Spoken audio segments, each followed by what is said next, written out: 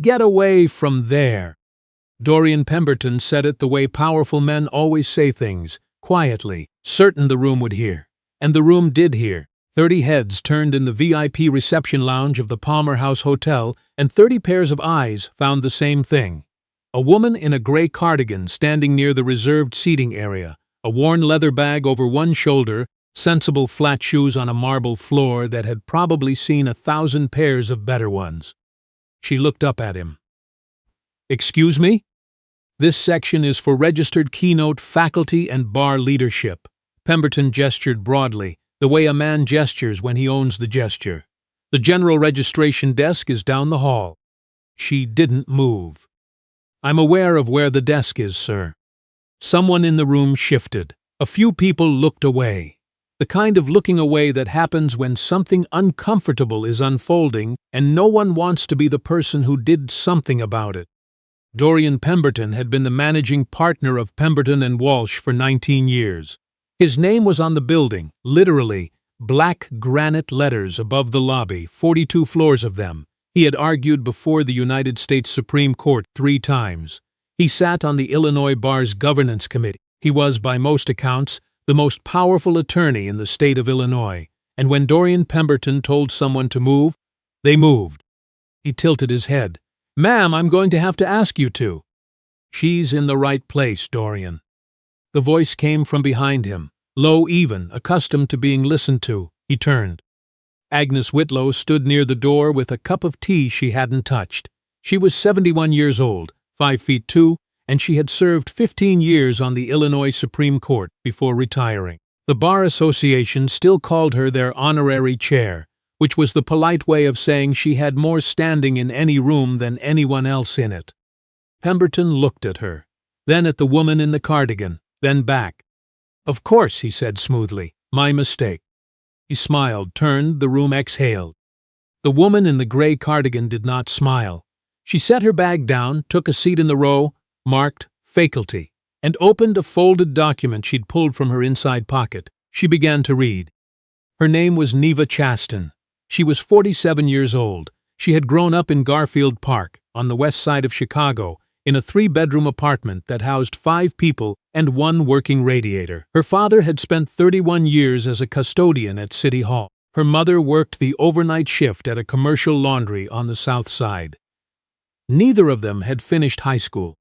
Neva had graduated valedictorian from Farragut Academy at 17. She'd paid her way through DePaul Law School by working the night shift at a 24-hour copy center, printing briefs and depositions for firms like Pemberton and Walsh. Firms where no one ever asked the names of the people running the machines at midnight.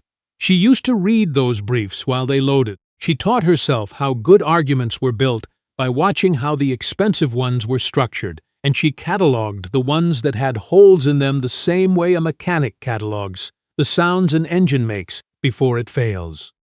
She'd clerked for a federal judge in the Northern District, made associate at a mid-size firm, won cases no one expected her to win, got appointed to the 7th Circuit Court of Appeals at 44, the youngest judge on that bench, the first black woman in that seat. She did not have a driver, she did not have a security detail, she did not wear her title on her face. She was here today because the Chicago Bar Leadership Summit had invited her to deliver the closing keynote at the evening's formal dinner. The organizer had sent a confirmation email 3 weeks ago. Her name was in the program, listed on page 12 in small print below the dinner menu, because whoever designed the program had put the catering information in a larger font than the speaker bio. Neva had not yet picked up her name badge. She'd arrived early, alone, in yesterday's clothes, because she'd driven straight from O'Hare after a judicial conference in Washington. She was tired. She wanted coffee and 20 minutes of quiet before 300 attorneys descended on the Palmer House, and she had to be the Honorable Neva Chastain for the rest of the afternoon. She got the coffee. She did not get the 20 minutes. The summit's morning session was a panel on emerging federal litigation trends. 4 attorneys at a long table, 200 in the audience. Pemberton was the moderator. Of course he was. His name was on the cover of the printed program in a font size, proportional to how much money his firm had donated to the Bar Association's annual fund. The panel hit a wall in the second hour. A question from the audience about the circuit split on regulatory standing doctrine, a genuinely thorny issue, the kind that didn't have a clean answer because 4 circuits were going in 4 directions and the Supreme Court had declined cert twice. The panelists talked around it, carefully, collegially. No one wanted to say something wrong in front of 200 peers. Pemberton scanned the room with the practiced ease of a man looking for an exit. His eyes landed on Neva. "Let's get a fresh perspective." He smiled. "You've been nodding along up there. What's your read on the Sorensen-Keller line of cases?" He said it lightly, the way a professor asks a student he expects to stumble. The room heard the tone. A few people exchanged looks. Neva looked up from her notes. She answered the question. Not a short answer, not a hedged answer. She walked through the circuit split methodically. 5th, 9th, 11th, 7th. Identified the doctrinal pressure point that every circuit was stepping around, named the 2 Supreme Court precedents in tension underneath the surface, and then said, in 3 sentences, what she believed the resolution would be and why. It took 4 minutes. When she finished, the room was quiet for 2 full seconds. One of the panelists, a woman from Northwestern who had published 3 law review articles on regulatory standing, said, under her breath, "That's the correct read." Pemberton's smile stayed on his face the way paint stays on a wall in the rain. Still there, starting to peel. "Interesting," he said. "So you've read a few briefs?" "A few," Neva said. Someone in the audience laughed. Not the way people laugh when something is funny. The way they laugh when something has shifted and they don't know yet what to do about it. Pemberton moved on, but his eyes returned to her twice in the next 20 minutes, and both times they held something that hadn't been there before. The afternoon break. Neva was in the hallway outside the main conference room when a young man in a Summit polo found her, clipboard in hand, an apology already forming on his face. "Miss, I'm sorry, I don't have you on my confirmed list for the afternoon workshop. The one with Mr. Pemberton's panel. Do you have your credentials?" "I'm registered as keynote faculty," she said. He looked at his clipboard again. "I have a Chastain on the keynote list for this evening, but for the afternoon workshop, Mr. Pemberton's team submitted the approved attendee list this morning, and—" "I understand," Neva said. "I'll wait." She sat in a chair outside the closed workshop doors for 40 minutes. She took out her folded document and kept reading. The marble hallway was cold. Her coffee had gone cold 20 minutes before that. Agnes Whitlow sat down beside her at minute 12. Neither of them said anything for a moment. "He submitted the list himself," Whitlow said quietly. "His assistant called it a capacity issue." Neva turned a page. "The numbers don't change based on who's in the room," she said. Whitlow looked at her for a long time. Something moved behind her eyes, not surprise, something older than surprise. Recognition, maybe. The feeling of having watched this before and known, even then, how it would end. She folded her hands and said nothing else. At 4 o'clock, the workshop ended, and the ballroom reset for the live mock court exercise, the summit's most attended event of the afternoon. 150 attorneys filled the chairs. Pemberton stood at the front with a microphone, and the energy of a man who had been waiting all day to be back in this exact position. He was 20 minutes in when he looked up and found Neva in the 5th row. "You again." He said it with a grin. The room heard the warmth in it. They also heard what was under the warmth. "Since our guest here seems to have strong opinions on federal doctrine." He held up the case file. A complex 7th Circuit commercial dispute, antitrust claims layered underneath a breach of contract facade. His firm had handled 6 cases like it. He knew the argument from memory. "Walk us through the defense's primary motion." The room stilled. Neva looked at the projected case summary on the screen. She read it once, then again. "The defense files a motion to dismiss on 2 grounds," she said. "Rule 12-6, for failure to state a claim. They'll argue the plaintiff can't establish market foreclosure under the 7th Circuit standard from HDC Industries. And 12-1, for lack of standing. The injury in fact element is weak here because the plaintiff's damages theory relies on projected losses rather than realized harm." She paused. "But both of those fail, and the defense knows they fail. The real strategy is a motion in limine to exclude the plaintiff's expert before trial, knock out the economist, and the damages theory collapses without the court ever ruling on the antitrust claim. That's the mion that wins this case. Silence. Pemberton stared at the projection screen. His jaw was tight. "You're describing a sophisticated litigation strategy," he said carefully. "For a case that—" "I'm describing the only strategy that works," Neva said. "The 12B, motions buy time and build a record. But the motion in limine is the kill shot. If you don't see that in the first read, you're going to lose the case in year 3 when the expert takes the stand." A senior partner from a loop firm in the second row, someone who had lunch with Pemberton twice a month, turned to his colleague and whispered something. His colleague wrote it down. Pemberton looked at her. Something in him had gone very still. "Give her the Hargrove scenario," someone said from the back. Not loud, but everyone heard it. Pemberton reached into the folder and put a second case on the projector. More layered. A cross-border regulatory matter with 6 moving parts, the kind his firm had spent 4 months and 400 billable hours navigating. Neva read it. She answered in 7 minutes. When she finished, the man in the second row had stopped whispering and was writing steadily in a legal pad, copying her reasoning step by step, the way a student copies a proof they know they will not see again. Pemberton set the folder on the table. He did not pick up the microphone for nearly 30 seconds. "Anyone else have thoughts?" he said, finally. He did not look at Neva again for the rest of the session. In the back of the room, Agnes Whitlow allowed herself a small sip of tea that had gone cold an hour ago. She drank it anyway, and said nothing, and watched. The evening dinner, the formal one. 300 people now, round tables with white linen, the room lit warm and low. The kind of event where the suits got better, and the drinks got stiffer, and the names on the placard cards mattered more than the food. Pemberton sat at the head table. His junior partner, Soren Healy, 28. 6 years at the firm, Pemberton's shadow since the day he'd made junior partner. Sat 2 seats down and had spent the better part of the dinner stealing glances at Neva across the room with an unease he couldn't entirely name.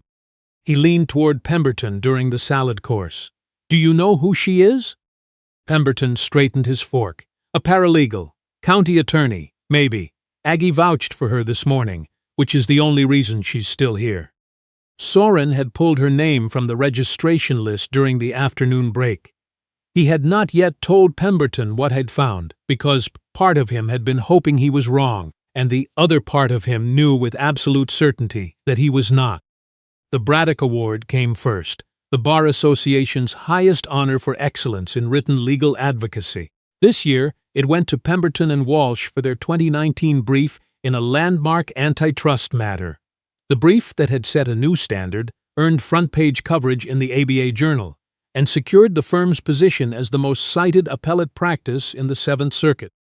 Pemberton stood, accepted the award, gave a speech that lasted 4 minutes and included the words standard of excellence twice and legacy 3 times. The room applauded. He returned to his seat with the plaque angled so the table could read it. Neva watched him sit down. Her hands were in her lap.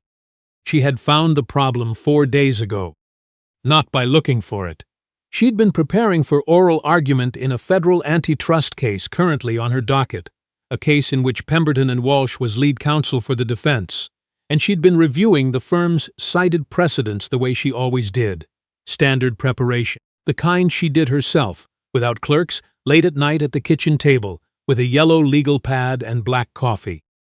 The brief cited a 1987 Seventh Circuit decision as its central precedent, Carmichael Industries v. Westmark Holdings. She hadn't recognized it. She ran it in 3 databases. Nothing. She checked the Fulton Circuit docket archive going back 40 years. No docket number that matched. No Carmichael. No Westmark. A case that the most awarded brief in the firm's history had built its argument upon. A case that did not exist.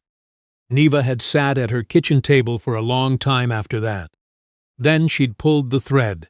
She went back to the original appellate filing from 2019. She found the internal cover memo, public record, filed with the docket, and read the author attribution line. Primary Drash, Associate. Jerome Ash. She'd looked him up. first-year associate at Pemberton and Walsh in 2019, terminated in the spring of 2020, 6 months after the brief was filed. No reason in his bar registration record. He now worked as a public defender in Evanston, handling cases for defendants who had no one else. Neva had written 3 pages of notes that night. She'd folded them and slipped them into her jacket pocket. They had been in that pocket through 2 flights and a drive down I-90, and every minute of this day, including the 40 minutes she'd spent sitting in a marble hallway outside a workshop she wasn't permitted to enter.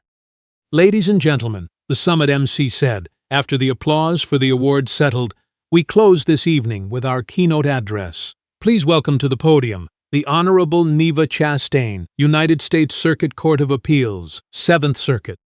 The room had the particular quiet of 300 people doing the same math at the same time. Dorian Pemberton's hand, halfway to his wineglass, stopped. Soren Healy closed his eyes for exactly 1 second. Neva stood. She walked to the podium in her gray cardigan and her flat shoes, the worn leather bag still hooked over the back of her chair. She set no notes on the lectern. She looked at the room. "The law belongs to everyone," she said.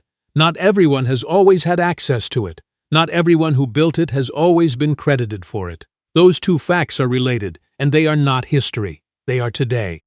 She spoke for 8 minutes. The room did not move. Then she said, "I have one thing to add, and it concerns the award that was presented this evening." The silence that followed was the kind that precedes a structural collapse. People in that room described it differently afterward. Some said they felt it in their chest. One person said it was like watching a support beam go taut in the half-second before everything shifts. Neva reached into her jacket pocket. She unfolded 3 pages. She placed them flat on the lectern. Pemberton and Walsh's 2019 brief cited a 7th Circuit decision as its central argument. Carmichael Industries v. Westmark Holdings, 1987. That case does not exist. I searched 3 federal databases and the full 7th Circuit docket archive. There is no record of that decision. The citation was fabricated. The room exhaled. The substantive argument in that brief, the reasoning that earned it the Braddock Award, was credited internally to a first-year associate named Jerome Ash. Mr. Ash was terminated 6 months after the brief was filed. He was not acknowledged in the published version. He was not named in the firm's press coverage. He is currently a public defender in Evanston. She looked across the room. Not at Pemberton, at the room. "I found this 4 days ago. I constructed a full citation audit. The pages are on this podium. The ABA's Standing Committee on Ethics and Professional Responsibility will receive a copy tomorrow morning." She stepped back. Let the words settle in the warm, low-lit air of the ballroom. Agnes Whitlow rose from her table before Neva had finished stepping back. She walked to the podium the way she walked everywhere, without hurry, without performance, with the particular weight of someone who had been waiting a long time and understood that patience and silence are not the same thing, and that the difference between the 2 had cost someone dearly. "My name is Agnes Whitlow, former Justice, Illinois Supreme Court, honorary chair of this association." She looked at the room. 2 years ago, I received a letter from Jerome Ash. He described the fabricated citation and the attribution issue in detail. I raised it with this association's ethics board. She paused. I was told in writing to let it go. A chair scraped somewhere in the middle of the room. I did not have what Judge Chastain has. I had an allegation. She has a proof. Whitlow picked up the 3 pages, held them for a moment, set them back down. "These pages confirm what I was told to ignore. I submitted a formal complaint to the Illinois Attorney Registration and Disciplinary Commission this afternoon, before this dinner began, regardless of what happened tonight." The room turned collectively toward the head table. Dorian Pemberton was standing. His chair had been pushed back. His hand gripped the edge of the tablecloth. His mouth opened once, closed. The room waited. 5 seconds. 10. He released the tablecloth. He smoothed the front of his jacket. He walked toward the ballroom doors at a deliberate pace, back straight, not looking at anyone on either side. The doors opened, swung shut. He did not return. The Illinois ARDC completed its investigation 11 weeks later. The fabricated citation was confirmed. Authorship records established Jerome Ashe as the primary architect of the 2019 brief. Pemberton and Walsh entered into a consent agreement with the Bar Association. Dorian Pemberton resigned from the managing partnership. The Braddock Award was recalled and reissued to Jerome Ashe at a ceremony held at the association's invitation in the same Palmer House ballroom. Neva was not there. She had a docket. There were cases to decide. Jerome Ashe received job offers from 3 firms within a month of the summit. He accepted a position at a public interest litigation center in Chicago, where he now heads their appellate practice. He did not ask for an apology from anyone. He said he preferred the work. Neva drove herself home that night through the lit grid of Chicago streets she had spent her whole life navigating. First by bus, then by a decade of second-hand cars, now in something newer that she still sometimes forgot she could afford. She drove past Garfield Park, past the building where her father's hands used to smell like industrial cleaner at dinner, where her mother would come home at 6 in the morning and fall asleep sitting up because there was nowhere in that apartment to be horizontal and alone. Past the copy center on West Madison, where she had spent 3 years printing other people's arguments at 2 in the morning, learning how law firms thought, learning the distance between the people who wrote the words and the people whose names went on the cover. She parked in her driveway, sat in the car in the dark for a few minutes, and thought about Jerome Ashe, working late in some office in Evanston, writing arguments for people who had no one else to write for them. Then she went inside. She had briefs to read. Because that was the thing about the law. It did not care who was holding the pen. It only cared what was written, and Neva Chastain had spent 30 years believing that, believing it when no one in the VIP reception lounge knew her name, believing it when Dorian Pemberton pointed at a marble floor and told her she was in the wrong place, believing it at 9:47 in the evening, in a Palmer House ballroom, when she reached into her jacket pocket and placed 3 folded pages on a podium that had been waiting for her all day. She hadn't argued. She hadn't explained. She'd just shown the work. If you've ever walked into a room where someone decided you didn't belong, leave a comment. Tell me what you did next. This story is for everyone who kept going anyway. Share it with someone who needs to hear it today. And if you haven't subscribed yet, we tell stories here that deserve to be told. Hit the button. There are more coming.